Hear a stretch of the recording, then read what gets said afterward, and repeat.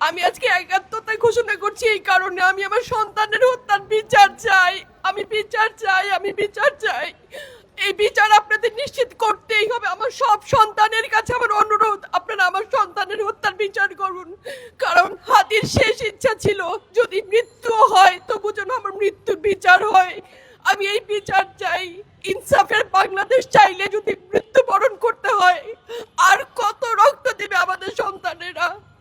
আর সহ্য করার ক্ষমতা আমাদের নাই। আমাদের সন্তানদের বাঁচতে দিন। ইনসাফের বাংলাদেশ কায়েম হোক। আমরা আর সহ্য করতে পারি না। প্রশাসনের কাছে, সবার কাছে একটাই মাত্র অনুরোধ, আমাদের বাচ্চাদের বাঁচতে দিন, আমাদের ইনসাফের বাংলাদেশ দিন।